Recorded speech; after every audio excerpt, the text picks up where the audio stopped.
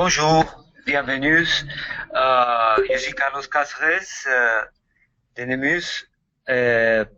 Nemus est le réseau d'études multidisciplinaires sur la prévention du VIH à base d'antirétroviraux. Et bon, on a le plaisir de vous avoir ici aujourd'hui avec l'assistance de nos collègues Dr Constance Delogère et Madame Veronica Noceda pour parler sur le rôle de la prophylaxie exposition. Spécifiquement, elle se demande quelle efficacité. Peut-être avant de passer à la présentation même, je peux dire que Nemus a commencé quelques activités les dernières, mais a commencé plus formellement à travailler cette année, spécifiquement avec des activités comme le website. Je vais écrire avec l'invitation pour cette webinaire, vous avez reçu aussi l'adresse du website où on publie plusieurs documents, vidéos, etc. Aussi, on a un newsletter après ces séries de webinaires, quelques réunions scientifiques, quelques satellite meetings ou conférences. On a eu un meeting à Melbourne, bien sûr, et finalement, au moment où on prépare un numéro spécial du journal de la Société internationale du SIDA. Bon, aujourd'hui,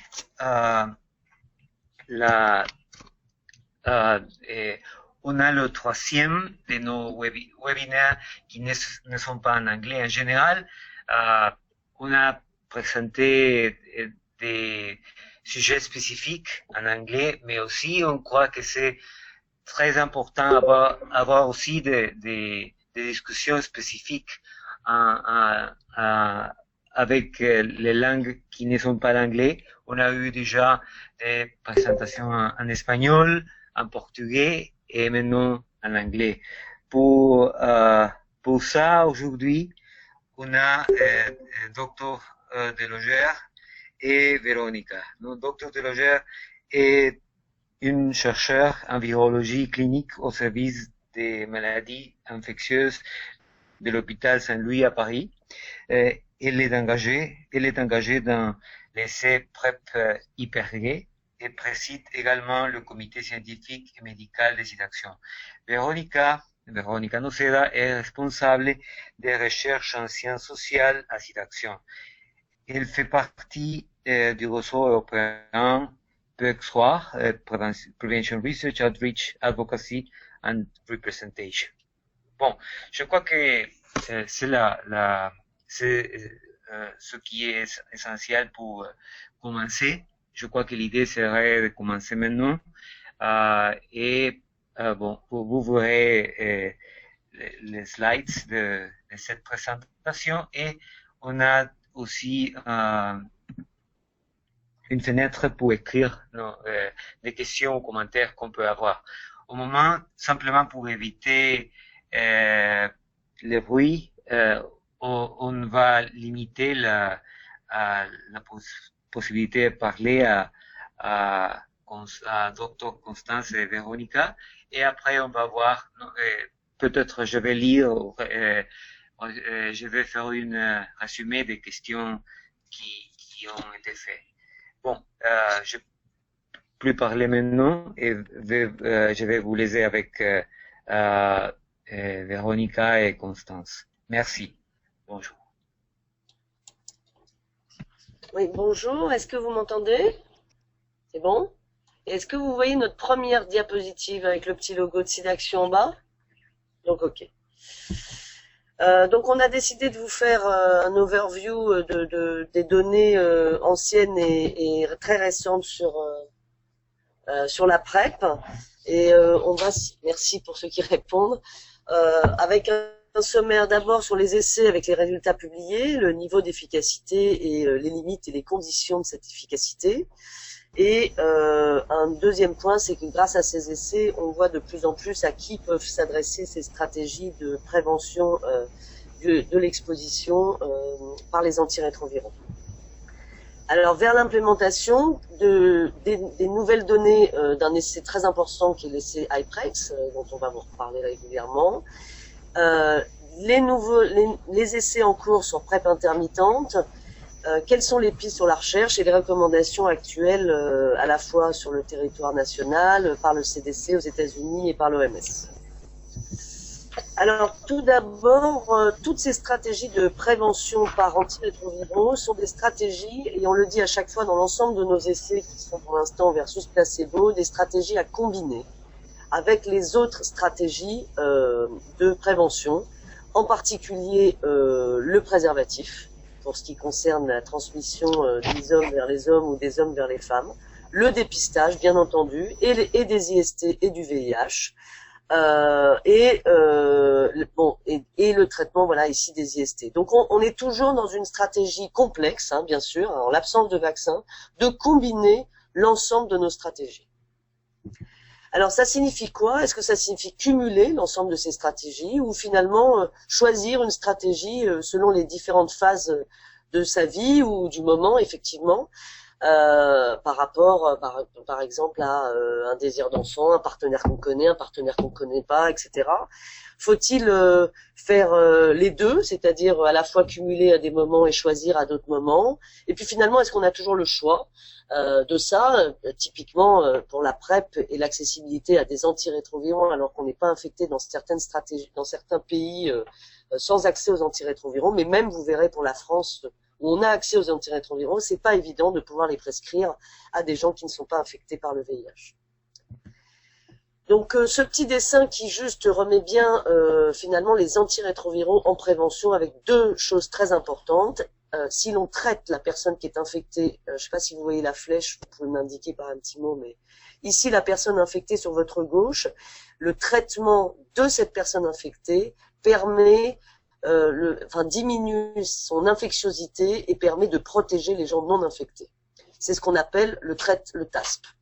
Alors que la PrEP, c'est le traitement, la prise d'antirétroviraux alors que l'on n'est pas infecté ici, et qui, au moment où il y a l'infection, ici par des partenaires infectés, eh bien le virus va être bloqué dès le début par une forte concentration en antirétroviral. Alors un bon candidat comme antirétroviral pour la PrEP, c'est d'abord un candidat puissant avec une bonne une capacité à inhiber la réplication du virus, évidemment avec un niveau de tolérance très favorable. Un point majeur, c'est la diffusion dans les tissus vaginaux et rectaux, soit quand c'est pris de façon orale, soit quand c'est administré de façon locale. Pas de résistance primaire, ça signifie qu'il n'y a pas d'emblée de virus résistant à ce produit ou à ces produits qui circulent dans le pays dans lequel on veut faire cette prévention. Et donc ça nous a permis dès le début d'éliminer des candidats qui étaient certes très puissants, mais dont leur niveau de résistance primaire était élevé. Une barrière génétique élevée, c'est-à-dire que si jamais il y a de l'infection, on veut que la résistance à ces drogues la résistance du virus soit le plus faible possible, facile à prendre, sans contrainte alimentaire et avec des propriétés pharmacocinétiques, c'est-à-dire une demi-vie et un temps dans l'organisme au-delà de 1 jour pour protéger au maximum. Alors ici l'exemple du Truvada qui est effectivement d'une association d'antirétrovirales les plus utilisées aujourd'hui, donc TDF et FTC, 2 inhibiteurs de la transcriptase inverse. Et vous voyez ici la concentration sur l'axe des ordonnées et en fonction des jours qui diffère entre les PBMC, c'est-à-dire les cellules sanguines, le tissu rectal ici en rouge, et puis d'autres types des lymphocytes, des tissus lymphoïdes. Et l'on voit très clairement que dès le début, la concentration dans le tissu rectal du ténofovir triphosphate, diphosphate, c'est la molécule active, est extrêmement élevée. Et donc c'est très important de pouvoir imaginer que prendre par la voie orale un comprimé puisse atteindre des concentrations élevées dans le lieu où il y a l'infection va se faire. Alors, quelle est la différence entre une PrEP orale versus une PrEP locale?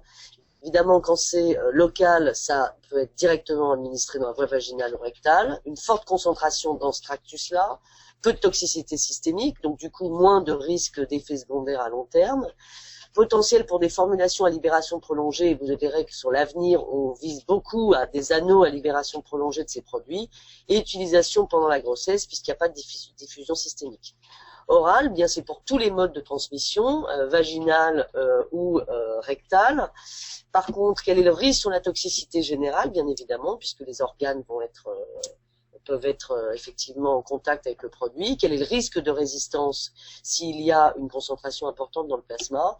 Et un point important, c'est vrai, c'est que aujourd'hui, les antirétroviraux utilisés en PrEP sont aussi les antirétroviraux choisis dans le traitement des patients. Et donc, clairement, pouvons-nous traiter quelqu'un qui s'est infecté malgré la PrEP par les molécules utilisées en PrEP? C'est un vrai enjeu, et donc, probablement, nous aurons des antirétroviraux plus tard développés que pour la PrEP. Alors, quelle efficacité? Donc là, on connaît tous ces essais, mais on va les repasser un petit peu rapidement pour avoir les chiffres. Donc, l'essai Caprisa, un essai majeur de gel vaginal uniquement en tenofovir. Et là, vous voyez le schéma de dose qui était une dose 12 heures avant le rapport sexuel, une dose dès que possible dans les 12 heures après le rapport sexuel. Donc, du coup, le vagin a une concentration de tenofovir avant et après le risque et le risque d'être en contact avec le virus. Donc cet essai très important a été fait en Afrique du Sud, là où l'incidence est extrêmement élevée, 15%, et chez des jeunes femmes sexuellement actives entre 18 et 40 ans. Et donc évidemment, ces essais-là sont pratiquement tous contre placebo. Donc l'efficacité que vous pouvez voir ici par l'infection, la probabilité d'être infecté par le VIH, en haut la courbe du haut dans le groupe placebo et en bas dans le groupe tenofovir.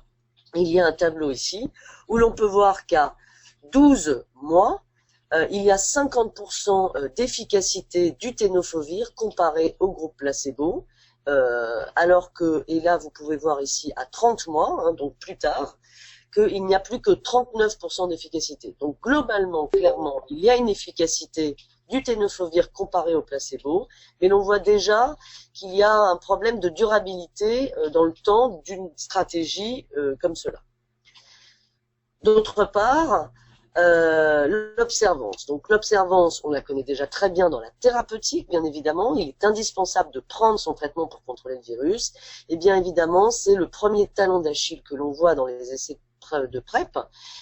Il est clair que si là, dans le cas présent, les femmes étaient fortement adhérentes, avec plus de 80% adhérentes au gel, et ici c'est une observance rapportée par les femmes, eh bien il y avait un effet à 54%, alors que celles qui étaient low adhérentes et qui rapportaient moins de 50% d'utilisation du gel étaient plus qu'à 28% adhérentes. Donc l'adhérence dans ces essais est mesurée soit par des questionnaires, comme c'est le cas là, soit aussi par la mesure des concentrations de la drogue ici du tenofovir directement dans le fluide cervico-vaginal.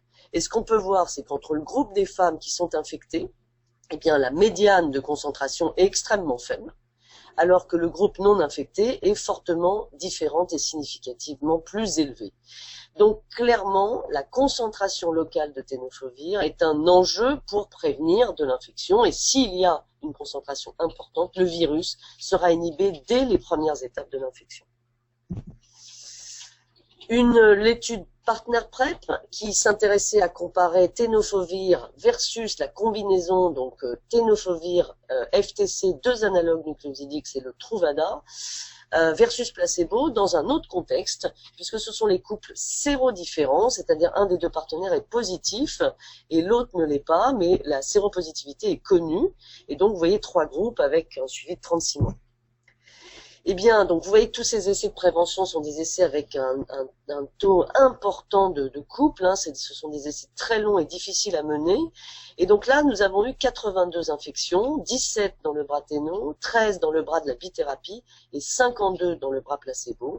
Et donc une réduction d'acquisition du VIH de 67% pour le ténon et 75% pour le Truvada. Donc clairement un bénéfice à utiliser des antirétroviraux comparés à placebo et avec, on voit des niveaux, donc là c'était pris par voie orale, hein, des niveaux quand même plus élevés que effectivement dans l'essai Caprisa. Autre chose, l'essai Hyprex, donc un essai très important puisque le premier de cette série chez les hommes ayant des rapports sexuels avec les hommes. Cet essai est un essai de prise de tenofovir par voie orale quotidienne et la randomisation se faisait donc versus placebo et cet essai a été conduit, bon tout le monde le sait, États-Unis, Amérique centrale, Amérique du Sud avec beaucoup de participants au Pérou et aussi en Thaïlande. Avec des hommes plutôt jeunes à risque élevé, il y avait pas mal de travailleurs de relations sexuelles tarifées, donc avec quand même un rapport très exposé. Tout ça avec évidemment, je répète aussi, hein, mais des counseling sur la réduction des risques. À chaque fois, ces essais sont la PrEP et dans un contexte de prévention combinée. Donc une réduction à 44% globalement, et donc une prévention de l'infection dans le groupe Truvada comparé au groupe placebo, avec un suivi ici de 14 mois. 36 personnes ont été infectées dans le groupe Truvada, 64 dans le groupe placebo.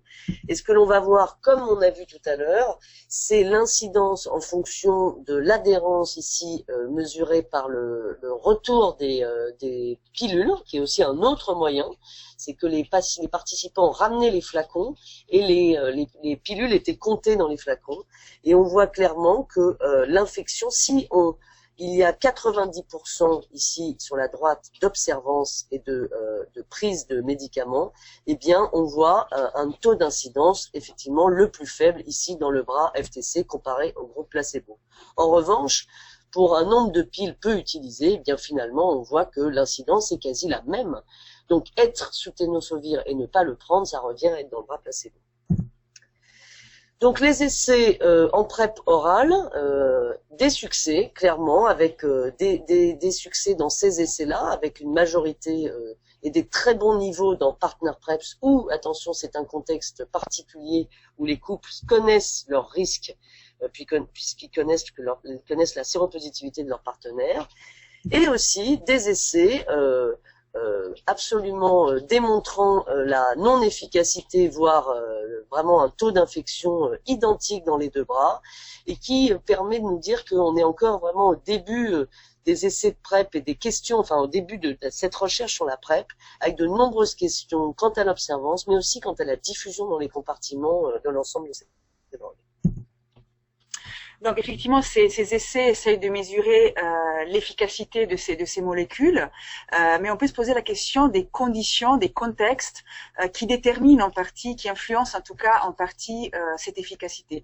On a vu l'enjeu primordial, c'est l'observance. On a vu donc dans la diapo précédente que un même schéma de prise, par exemple le Truvada en continu, donne des résultats totalement contradictoires. Donc voilà, on l'a dit, l'observance. Il pourrait y avoir d'autres hypothèses, comme par exemple une diffusion différente dans les tissus vaginaux et dans les tissus rectaux, avec une moins bonne diffusion dans les tissus vaginaux, donc une explication plutôt biologique. Mais on a vu que dans d'autres essais, comme par exemple l'essai Partners PrEP, au contraire, cela n'a pas déterminé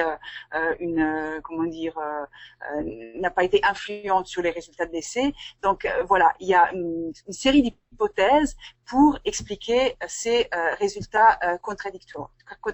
Donc on revient effectivement à l'observance. Là, vous voyez que il y a une corrélation très nette entre l'efficacité mesurée dans l'essai et les niveaux d'observance. Là où on a une concentration qui est détectée dans les échantillons, c'est là aussi qu'on a la plus grande efficacité. Donc, ce qui souvent est résumé par une phrase un petit peu tautologique, c'est-à-dire la PrEP marche quand on l'apprend. En réalité, évidemment, c'est une phrase tautologique et un peu absurde parce que évidemment la PrEP ne peut pas marcher si on l'apprend pas. Mais en réalité, cela signifie que la PrEP marche quand on l'apprend suffisamment. Donc, c'est justement la question de la concentration et de l'observance qui est en jeu. Et donc, ce niveau d'observance, il dépend de quoi? Il peut dépendre de plusieurs facteurs. On va le voir avec des exemples concrets, notamment de la perception du risque. Évidemment, si on se sent pas à risque, on aura moins envie de prendre un médicament pour se protéger. Est-ce qu'il dépend du mode d'administration, par exemple le gel versus la pilule, ou par exemple le schéma de prise, on va le voir aussi, continu versus intermittent, même s'il n'y a pas encore des résultats, il y a les premiers résultats qu'on va présenter, mais la question est encore en suspens. Et il y a aussi d'autres facteurs, comme par exemple le niveau de stigmatisation associé à la prise d'ARV. Donc dans plusieurs essais, on a vu des recherches en sciences sociales, notamment des recherches qualitatives, qui ont permis de lever le voile un petit peu sur tous ces facteurs qui influencent le niveau d'observance. Et il y a un article très récent qui essaye un petit peu de systématiser tous ces facteurs justement qui influencent la perception de la PrEP, et on sait que la représentation qu'on a de la PrEP, plus ou moins positive ou plus ou moins négative, nous pousse plus ou moins à justement apprendre la PrEP. Donc on va bien sûr de facteurs individuels, c'est-à-dire l'efficacité qu'on s'imagine ou qu'on connaît à dépendance, mais sur des essais donc contre placebo, on la connaît pas encore, mais on a une représentation de cette efficacité. Si on considère que la PrEP ne servira à rien, bien sûr, on aura moins envie de la prendre. Mais il y a aussi des facteurs, on va voir, plutôt structurels, comme on l'a déjà dit, la stigmatisation associée à la séropositivité. Alors, il y a eu justement, comme je vous disais, des enquêtes qualitatives avec des verbatims que j'ai trouvé assez intéressants. Par exemple, un facteur qui est ressorti, c'était la méfiance envers les chercheurs. Donc, je vous laisse lire cette phrase, mais je trouve qu'elle est très intéressante parce que, en fait, dans ce cas, c'est l'essai Voice, donc un essai chez des femmes en Afrique subsaharienne, mais je trouve que cette méfiance envers les chercheurs ou envers l'industrie pharmaceutique, c'est quelque chose qu'on peut retrouver dans certaines résistances rencontrées aujourd'hui même, par exemple en France, sur la PrEP. Donc c'est quelque chose dont il faut tenir compte et qu'il faut pouvoir discuter pour peut-être lever certaines barrières.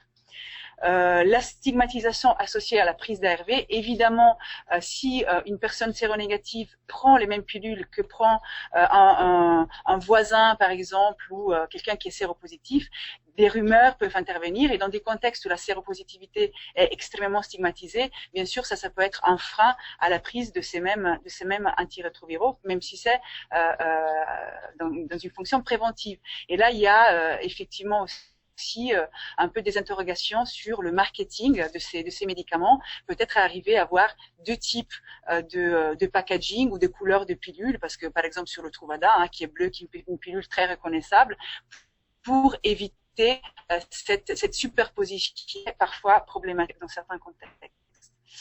Là, on passe, tout à l'heure, c'était des résultats tirés de Voice. Là, c'est FemPrep, donc un contexte similaire, donc des femmes et des jeunes femmes dans des pays d'Afrique subsaharienne. Et là, c'est toute la question de la perception du risque.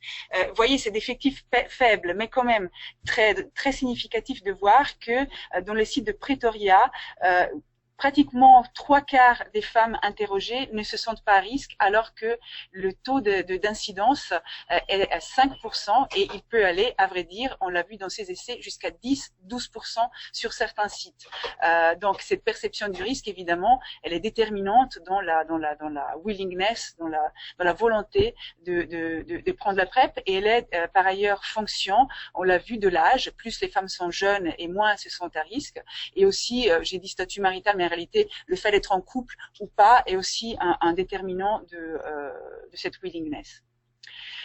Donc tout ça pour dire que quand on a ces résultats d'efficacité qui sont publiés, le fameux 42% d'Iprex ou les autres chiffres, il faut pouvoir les interpréter, il faut pouvoir les lire. C'est des résultats qui cachent entre guillemets des choses très complexes, et qu'il faut pouvoir donc lire en fonction de facteurs contextuels, biographiques pour ce qui est des participants, culturels, comportementaux, qui en fait déterminent détermine plus ou moins l'efficacité d'une intervention.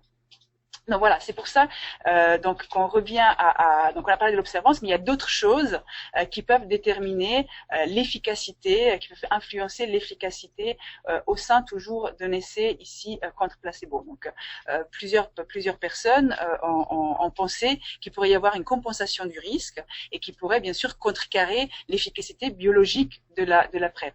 Alors ce qu'on a ici, et on le verra, c'est confirmé par Hyprex-Olé, donc par une étude qui n'est pas contre placebo. Ici, on est donc placebo, Hyprex et Partners PrEP. On voit qu'il n'y a pas de désinhibition sexuelle,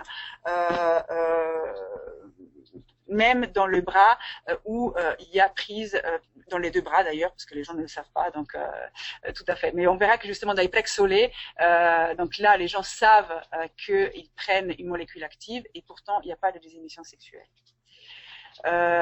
On voit par ailleurs dans Hyprex quelque chose de plutôt justement qui va dans le bon sens, c'est-à-dire que finalement ceux qui sont les plus observants, on le voit ici dans le cercle rouge, sont ceux qui sont les plus exposés au risque parce qu'ils ont des relations anales non protégées par le préservatif, alors que ceux qui n'ont pas de relations sexuelles sont les moins observants, mais finalement c'est pas très important parce qu'ils sont pas très exposés au risque, ou pas du tout s'ils n'ont pas du tout de relations sexuelles.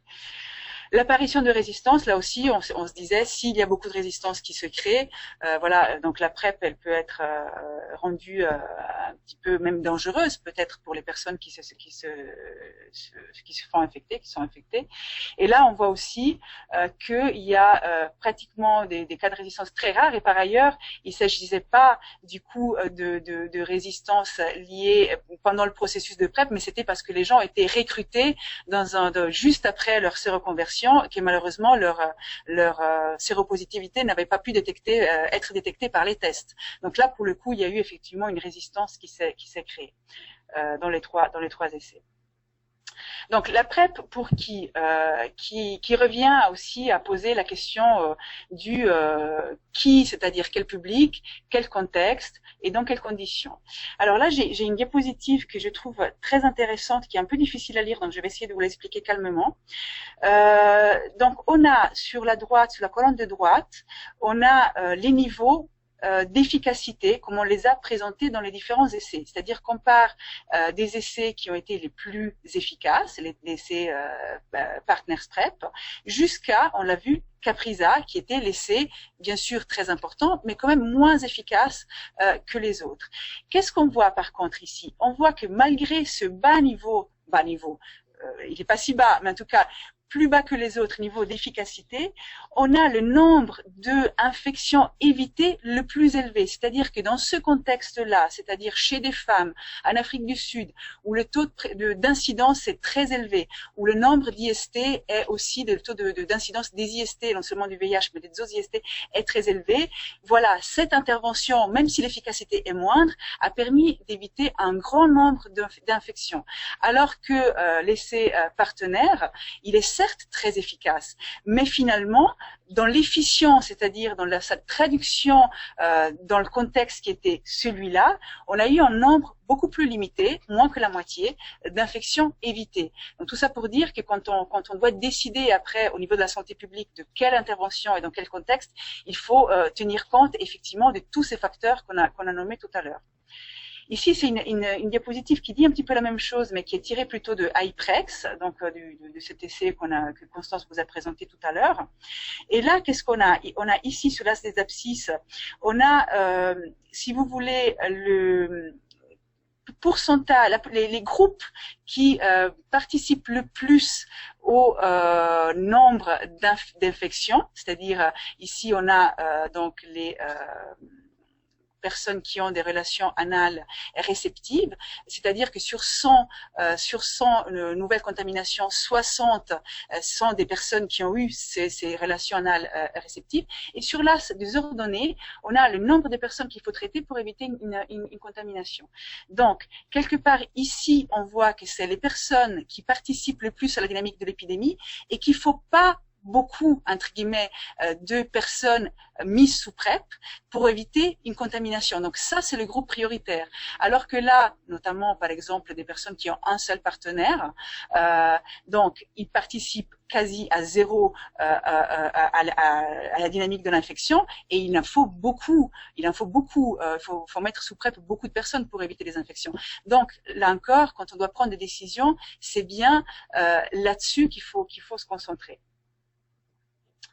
Donc voilà, ça résume un petit peu l'efficacité, c'est-à-dire ce fameux pourcentage qu'on a tous en tête, il n'est pas suffisant après pour pouvoir concevoir des interventions à un niveau populationnel, à un niveau de plus large échelle. Là, on passe au Demonstration Project et à l'exemple de cet essai très important qui est Prexolé, dont les résultats ont été présentés récemment à Melbourne. Donc, qu'est-ce que c'est le Demonstration Project? C'est des études observationnelles sans placebo. Donc là, les gens savent qu'ils vont prendre la PrEP, ils sont suivis. Et là, justement, ça permet de voir les niveaux d'observance, qu'est-ce qui se passe quand on n'est plus dans un cadre d'un essai. Et ça permet justement de pouvoir orienter les programmes de santé publique. Donc, Iprexolé, cette étude où la PrEP a été proposée à 1600 HSH et femmes transgenres, la plupart avaient déjà participé à l'essai Iprex, et les 3/4 ont choisi effectivement de prendre la PrEP. Alors, c'est intéressant, on a mis ici les raisons du refus parce qu'elles sont quand même intéressantes. Il y avait 50% la peur des effets secondaires, 16 qui considéraient que la PrEP en continu était vraiment quelque chose de trop contraignante, d'autres qui choisissaient d'autres méthodes préventives, donc ils disaient la PrEP c'est pas pour moi, mais aussi ça revient la peur de la stigmatisation liée à cette prise d'antirétroviraux. Alors on voit que il y a une diminution de l'incidence de 49%.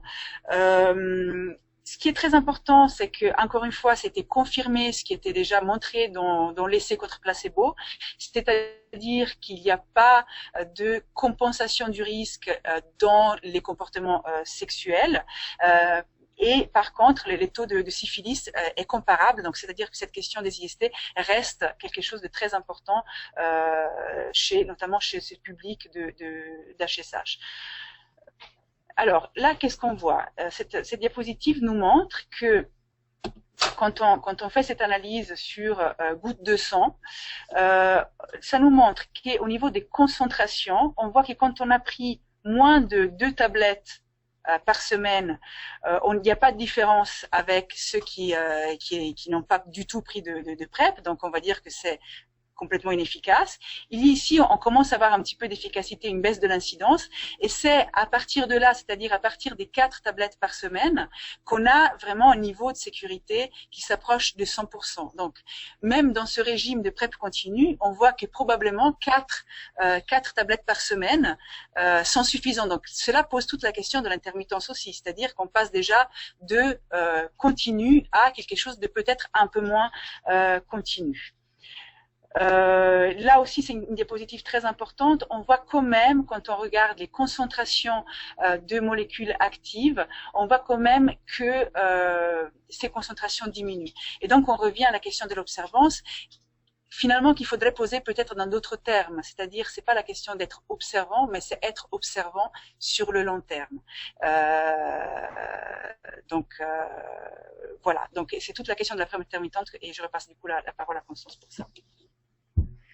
Alors, est-ce que la PrEP intermittente est une solution, entre autres, pour améliorer l'observance? Donc déjà, quels pourraient être les bénéfices potentiels? Donc, l'observance, on vient de le voir, avec une prise plus simple d'utilisation et peut-être une prise adaptée au risque, une tolérance augmentée puisqu'effectivement on diminue le temps d'exposition du médicament sur les organes cibles, ici reins et os, c'était pour le Truvada, une efficacité meilleure si l'observance et l'adhérence est meilleure, un risque de résistance plus faible et des coûts certes plus faibles puisque c'est juste au moment du risque et non pas tous les jours, une exposition tous les jours même en dehors du risque.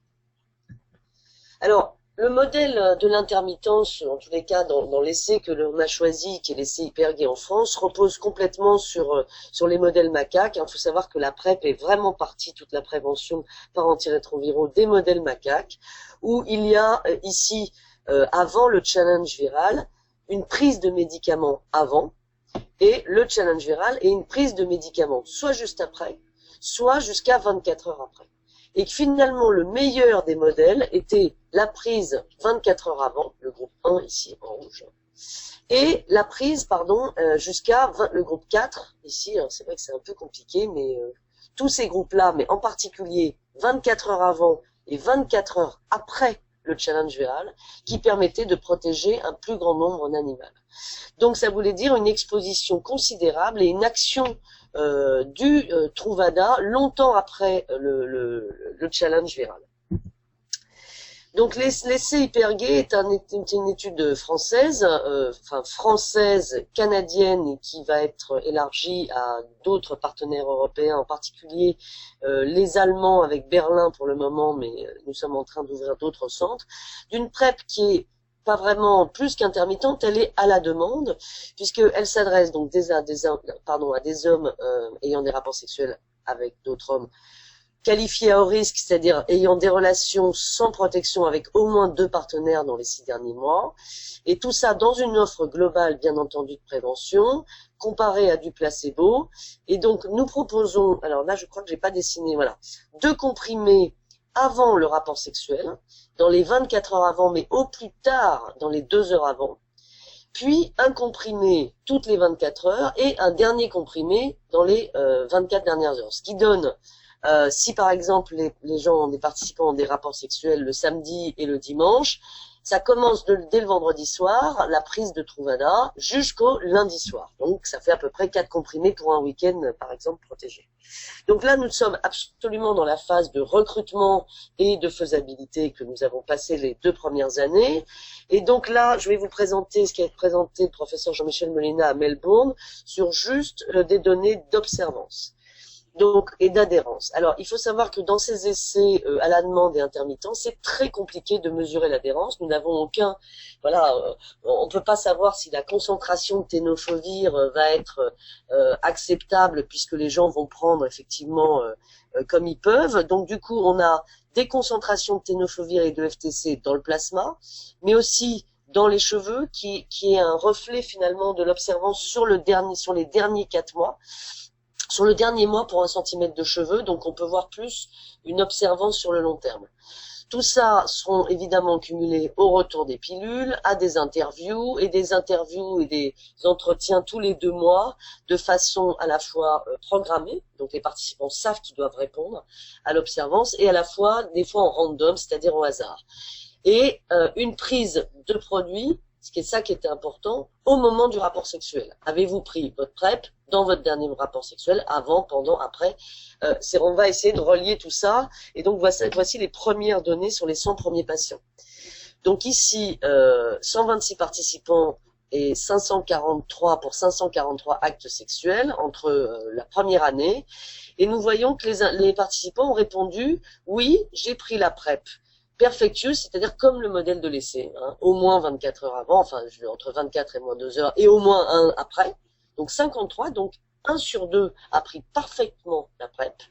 28% suboptimal, c'est-à-dire il manquait au moins un des comprimés, soit un avant, soit un après, et 19 n'ayant pas pris de PrEP. 3% seulement des participants ont utilisé la PrEP tous les jours, c'est-à-dire comme dans Hyprex. On continue. Et là, ce qui était très intéressant, c'est que nous vous montrons les pourcentages de participants ayant dans leur plasma du Truvada, du ténofovir, du Truvada ici. Et l'on voit clairement, à part le point 0, que DM1, 82% jusqu'à M10, donc de 82 à 100% des participants ont du Truvada dans leur plasma. Ce qui prouve que ce type de schéma à la demande intermittent, et en tous les cas, il y a eu une adhérence à ce type de schéma. Alors, qu'en est-il aujourd'hui finalement sur les pistes de recherche et les nouveaux antirétroviraux? Très rapidement, eh bien, des drogues très importantes qu'on appelle des drogues long acting, c'est-à-dire avec une durée de demi-vie importante. Et la première de celles-là, c'est un inhibiteur d'intégrase qui est l'équivalent du dolutegravir, qui est la dernière des molécules les plus actives de l'arsenal. Et nous avons dans ce travail, encore une fois, le modèle macaque, extrêmement important, puisque ici on voit que tous les singes qui ont reçu cette molécule, cette fois-ci injectable, ici avec 2 doses et 8 challenges virales, eh bien tous les singes sont protégés, ici en bleu, alors que ceux qui ne sont pas traités s'infectent, évidemment. Et l'on voit ici qu'avec une dose une dose injectable, on voit le haut niveau de concentration qui dépasse pour l'ensemble des singes, ici en 8, les 8 singes, l'ACI 90, 4 fois l'ACI 90, c'est-à-dire de façon à inhiber l'ensemble des virus potentiellement présents et avec des très très hauts niveaux. Et ce que l'on voit ici aussi, c'est que cette forme injectable ici dans le plasma est parfaitement corrélée, la concentration injectée dans le plasma est corrélée à la concentration dans les tissus. Donc ça c'est important. Tout ce qui leur a été administré par voie injectable au niveau c'est sous-cutané ou intramusculaire, je ne sais plus dans cet essai, mais chez les patients en France ça sera les deux voies, eh bien il y a une concentration très élevée dans les tissus rectaux.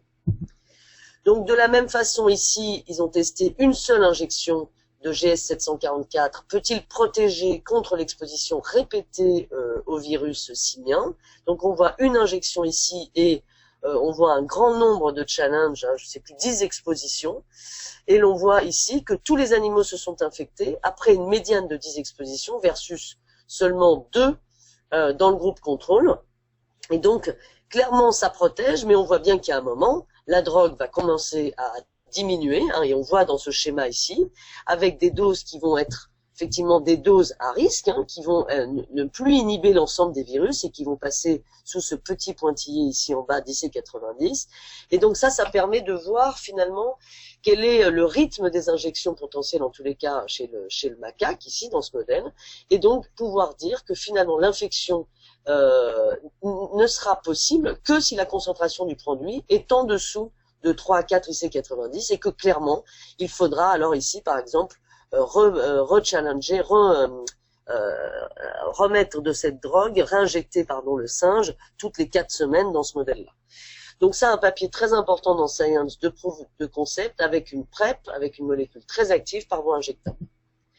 Donc, cette molécule s'appelle aujourd'hui le carbotegravir, est distribué par Vive, et on a les premiers essais de pharmacocinétique chez des volontaires sains, avec plein de modèles d'injection différents. Et l'on voit, par exemple, ici en vert, un modèle injecté tous les trimestres, donc une fois tous les 3 mois, là, une fois ici, et puis une fois à week 12, donc 3 mois après, avec des niveaux comme ça, puis on voit que ça, finalement, ça diminue assez vite, alors que peut-être ici, toutes les 4 semaines, en rouge, on a de nouveau des pics qui nous permettent dans des niveaux de concentration qui sont au-delà ici de la forme orale standard chez un patient traité par cette molécule.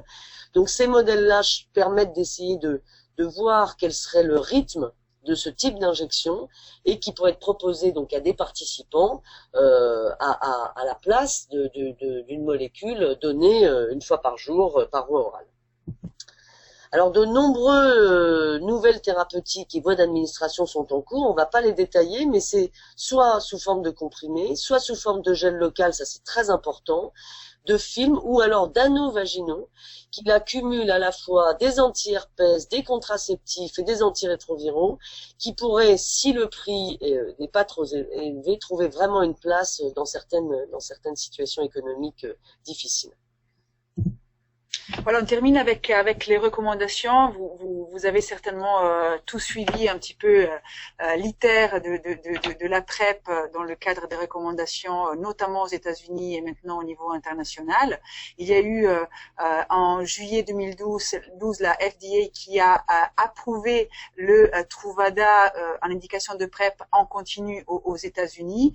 Il y a eu des données qui ont été publiées un an après où on voyait finalement finalement que malgré ces recommandations nationales, le niveau de uptake, le niveau le nombre de personnes qui finalement avaient décidé de prendre la PrEP était relativement limité, et ce n'était pas forcément les publics qu'on avait prédéterminés. C'est-à-dire qu'il y avait un grand nombre de femmes, je crois que c'était pour la moitié, voire 53%, un peu plus donc que la moitié, si je me souviens bien, c'était des femmes. Il n'y avait pas eu d'indication précise, mais c'était des femmes qui se considéraient à haut risque. Et on sait qu'aux États-Unis, effectivement, il y a des villes où l'incidence est tellement élevée, des groupes où l'incidence est tellement élevée que probablement ces femmes ont eu raison de prendre la PrEP.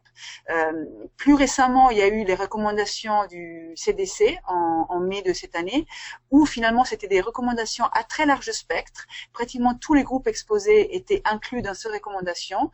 Et encore plus récemment, justement, pratiquement à la veille du Congrès international mondial de Melbourne, il y a eu l'OMS qui a publié aussi des recommandations dans le cadre, en réalité, d'un document plus large qui parlait de la prévention combinée auprès des groupes les plus exposés. Et là, donc, il y a eu des recommandations précises pour des personnes qui avaient des relations avec des personnes séropositives, donc des personnes qui connaissent le statut séropositif de leur partenaire, et aussi des HSH multipartenaires et aussi des femmes transgenres. Donc, c'était un spectre un peu plus restreint que celui des recommandations du CDC. Qu'est-ce qui se passe en France? Voilà, il y a eu, là aussi, pour ceux qui sont français, probablement auront suivi. J'ai un écho, malheureusement. Ouais, non, là, ça va, pardon. Donc, il y a eu des demandes de mettre en place un demonstration project en parallèle d'Hypergay, c'est-à-dire d'avoir la possibilité pour notamment des hommes homosexuels avoir accès à la PrEP en continu dans le cadre d'une étude observationnelle, un peu comme Hyprex-Solé, en parallèle d'Hypergay. Gilead a déposé une demande de RTU, c'est-à-dire de recommandation temporaire d'utilisation pour le Truvada avec indication continue, justement pour pouvoir permettre ce type d'expérimentation, mais pour l'instant, il n'y a pas de réponse. Donc, pour l'instant, Hypergay continue à recruter, mais il n'y a pas ce type de projet en parallèle. Voilà, c'est tout. Je suis désolée. Donc voilà, ça ouvre un petit peu la discussion sur la réalité de la PrEP. Il y a beaucoup de résultats de recherche qu'on vous a présentés. La réalité de la PrEP pour aujourd'hui, pour le futur, est encore un petit peu incertaine. On a vu, j'ai pas mis dans les diapos, mais que l'Europe, le niveau européen est plutôt, on va dire pour l'instant, plutôt prudent sur les recommandations de la PrEP. Ils ont demandé plus de recherche. Donc pour l'instant, en tout cas en France, il n'y a pas d'accès à la PrEP, en dehors, bien sûr, de l'essai Hypergay où là, pour ceux qui sont dans le bras non placebo, ont accès au Truvada pour la prophylaxie pré-exposition. Voilà, donc je ne sais pas si on peut ouvrir la discussion avec des questions.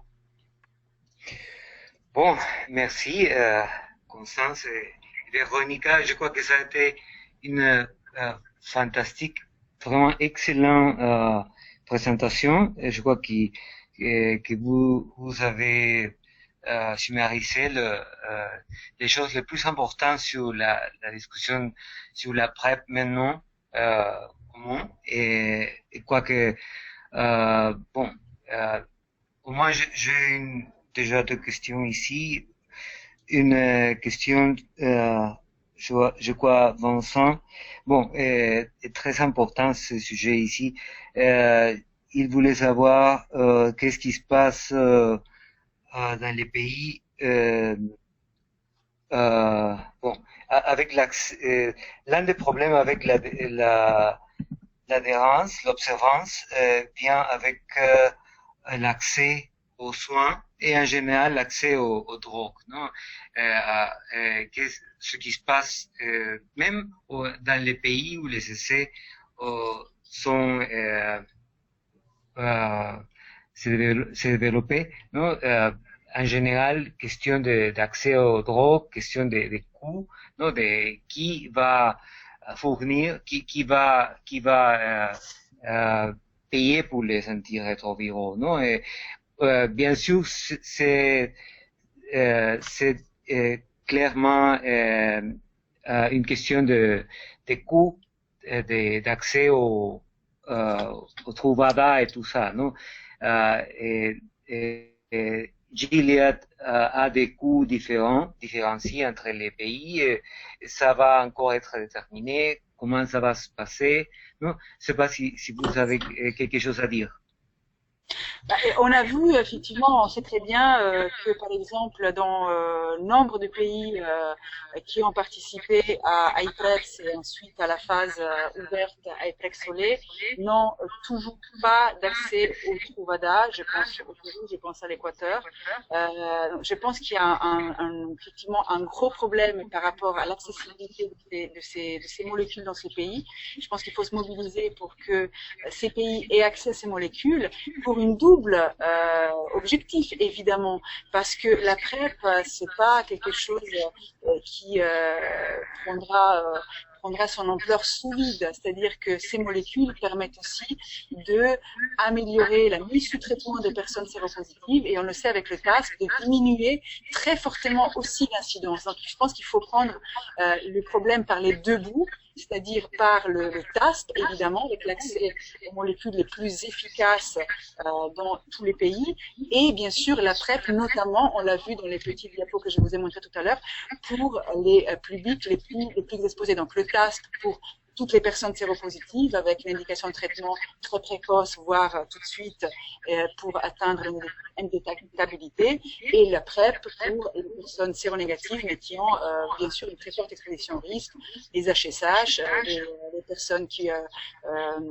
sont travailleurs du sexe, etc.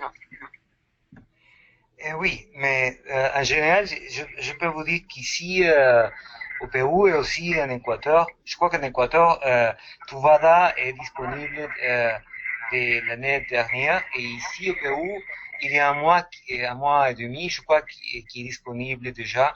Le coût, c'est $60 par mois.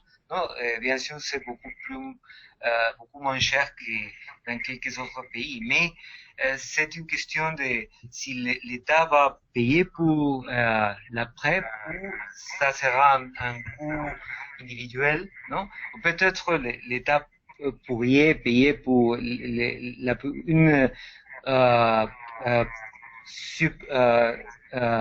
partie de la population en risque, peut-être. C'est le type de discussion qu'on croit sont très importants pour la définition de politiques publiques sur la possibilité de programmes publics de la PrEP, non, dans beaucoup de pays. Juste pour compléter ce qu'a dit Véronica, je pense que les études qu'on vous a présentées vont aider aussi, nous, chercheurs, mais les pouvoirs publics à prendre des décisions. C'est-à-dire que la PrEP pour tout le monde, c'est pas du tout que efficace, on le sait, c'est hors de prix pour protéger toutes les personnes qui sont pas infectées. En revanche, pour être efficace en termes efficients et protéger, il vaut mieux s'intéresser à donner la PrEP qui va réduire un taux important d'infection que la donner à quelqu'un qui prend pas de risque, pour schématiser. Et ça va permettre aussi quand même de faire des efforts et de mettre l'argent là où il faut, quoi. Moi je suis quand même aussi clairement pour favoriser le TASP. C'est très important que tous les gens infectés, qui eux, en dehors de ne pas contaminer, vont ne pas tomber malades avant tout. Ça c'est aussi important. Il y a une autre question, je ne sais pas si quelqu'un peut la lire, de Tom Craig à la fenêtre. Au moment, je peux demander simplement une clarification sur, par exemple, pendant beaucoup de temps, on a parlé des contraceptifs pour exprimer les problèmes avec les femmes, non? Mais peut-être vous pourriez dire quelque chose sur ça, comment ça a été clarifié?